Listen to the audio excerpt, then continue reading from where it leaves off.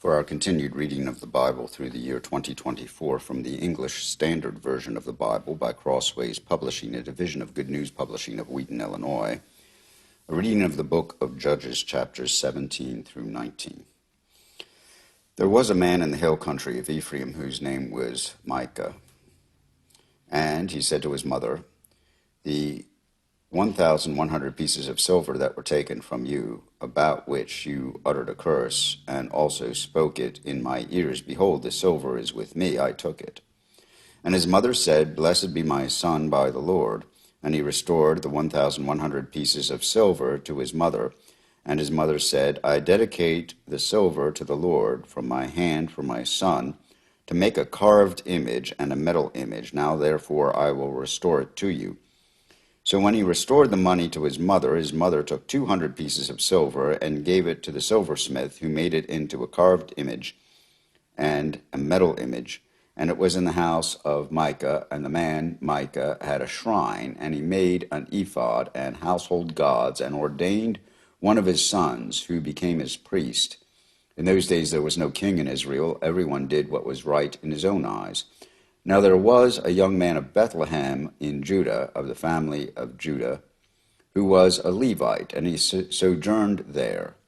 And the man departed from the town of Bethlehem in Judah to sojourn where he could find a place. And as he journeyed, he came to the hill country of Ephraim, to the house of Micah. And Micah said to him, "Where do you come from?" And he said to him, "I am a Levite of Bethlehem in Judah, and I am going to sojourn where I may find a place." And Micah said to him, "Stay with me, and be to me a father and a priest, and I will give you 10 pieces of silver a year, and a suit of clothes, and your living." And the Levite went in, and the Levite was content to dwell with the man, and the young man became to him like one of his sons. And Micah ordained the Levite, and the young man became his priest, and was in the house of Micah. Then Micah said, "Now I know that the Lord will prosper me, because I have a Levite as priest." In those days there was no king in Israel, and in those days the tribe of the people of Dan was seeking for itself an inheritance to dwell in, for until then no inheritance among the tribes of Israel had fallen to them. So the people of Dan sent 5 able men from the whole number of their tribe, from Zorah and from Eshtaol, to spy out the land and to explore it. And they said to them, "Go and explore the land." And they came to the hill country of Ephraim, to the house of Micah, and lodged there. When they were by the house of Micah, they recognized the voice of the young Levite, and they turned aside and said to him, "Who brought you here? What are you doing in this place? What is your business here?" And he said to them, "This is how Micah dealt with me. He has hired me, and I became his priest."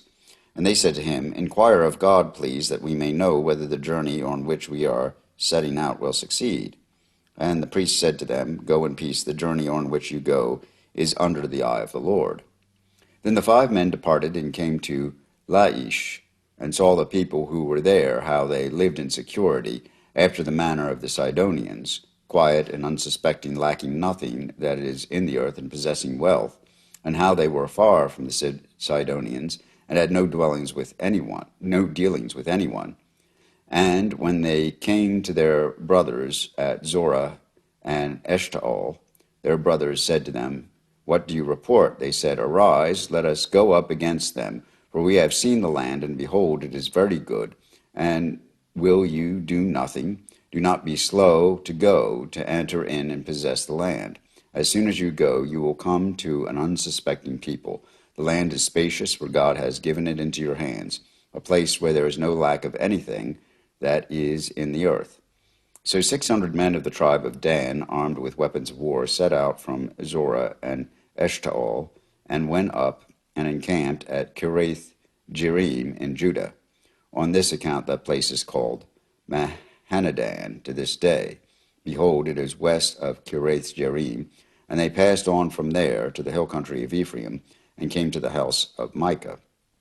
Then the 5 men who had gone to scout out the country of Laish said to their brothers, "Do you know that in these houses there are an ephod, household gods, a carved image, and a metal image? Now therefore consider what you will do." And they turned aside there, and came to the house of the young Levite at the home of Micah, and asked him about his welfare. Now the 600 men of the Danites, armed with their weapons of war, stood by the entrance of the gate.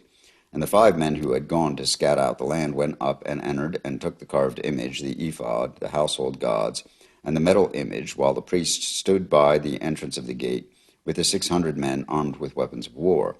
And when these went into Micah's house, and took the carved image, the ephod, the household gods, and the metal image, the priest said to them, "What are you doing?" And they said to him, "Keep quiet, put your hand on your mouth, and come with us, and be to us a father and a priest.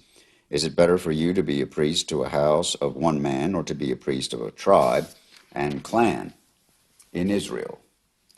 And the priest's heart was glad. He took the ephod and the household gods and the carved image, and went along with the people. So they turned and departed, putting the little ones and the livestock and the goods in front of them. When they had gone a distance from the home of Micah, the men who were in the houses near Micah's house were called out, and they overtook the people of Dan, and they shouted to the people of Dan, who turned around and said to Micah, "What is the matter with you, that you come with such a company?" And he said, "You take my gods that I made, and the priests, and go away, and what have I left? How then do you ask me, what is the matter with you?"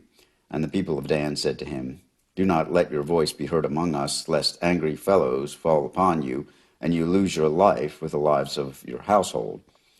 Then the people of Dan went their way, and when Micah saw that they were too strong for him, he turned and went back to his home.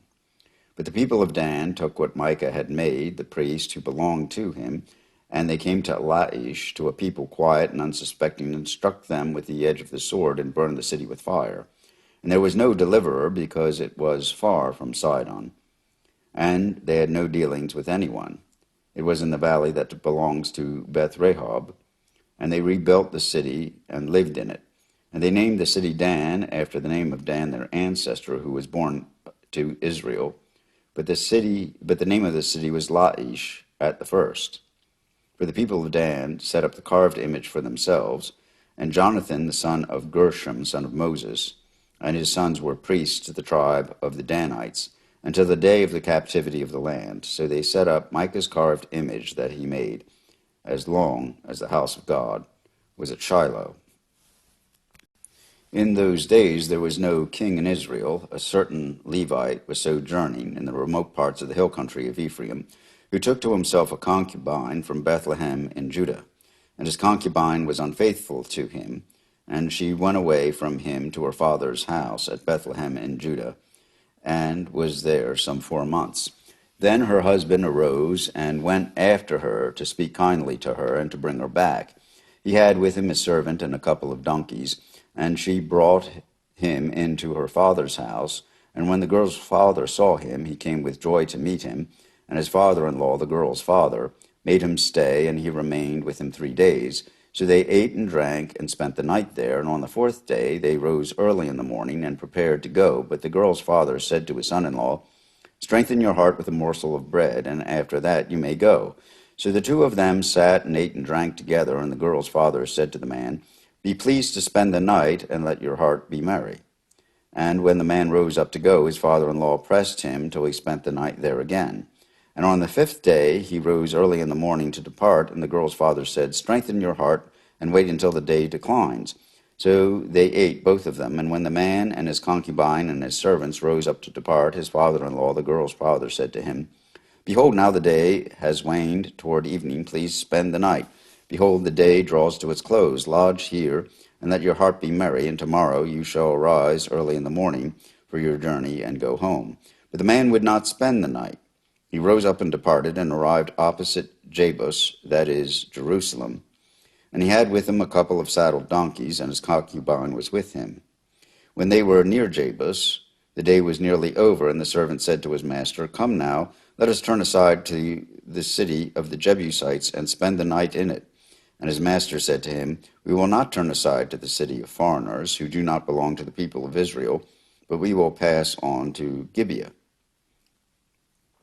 And he said to his young man, "Come, let us draw near to one of these places, and spend the night at Gibeah or at Ramah." So they passed on and went their way, and the sun went down on them near Gibeah, which belonged to Benjamin. And they turned aside there to go in and spend the night at Gibeah. And he went in and sat down in the open square of the city, for no one took them into his house to spend the night. And behold, an old man was coming from his work in the field at evening. The man was from the hill country of Ephraim, and he was sojourning in Gibeah. The men of the place were Benjaminites. And he lifted up his eyes and saw the traveler in the open square of the city. And the old man said, Where are you going? And where do you come from? And he said to him, We are passing from Bethlehem in Judah to the remote parts of the hill country of Ephraim, from which I come. I went to Bethlehem in Judah, and I am going to the house of the Lord. But no one has taken me into his house. We have straw and feed for our donkeys, with bread and wine for me and your female servant, and the young man with your servants. There is no lack of anything. And the old man said, Peace be to you. I will care for all your wants, only do not spend the night in the square. So he brought him into his house and gave the donkey feed, and they washed their feet and ate and drank. As they were making their hearts merry, behold, the men of the city, worthless fellows, surrounded the house, beating on the door. And they said to the old man, the master of the house, Bring out the man who came into your house, that we may know him.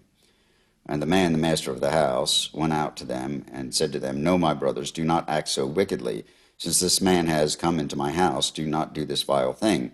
Behold, here are my virgin daughter and his concubine. Let me bring them out now, violate them, and do with them what seems good to you. But against this man do not do this outrageous thing. But the men would not listen to him. So the man seized his concubine and made her go out to them. And they knew her and abused her all night until the morning. And as the dawn began to break, they let her go. And as the morning appeared, the woman came and fell down at the door of the man's house where her master was until it was light. And the master rose up in the morning, and when he opened the doors of the house and went out to go on his way, behold, there was his concubine lying at the door of the house with her hands on the threshold. He said to her, Get up, let us be going. But there was no answer. Then he put her on the donkey, and the man rose up and went away to his home. And when he entered his house, he took a knife, and taking hold of his concubine, he divided her limb by limb into 12 pieces, and sent her throughout all the territory of Israel. And all who saw it said, Such a thing has never happened or been seen from the day that the people of Israel came up out of the land of Egypt until this day. Consider it, take counsel, and speak. Here ends the reading of Judges chapters 17 through 19 in the English Standard Version of the Bible by Crossways Publishing, a division of Good News Publishing of Wheaton, Illinois.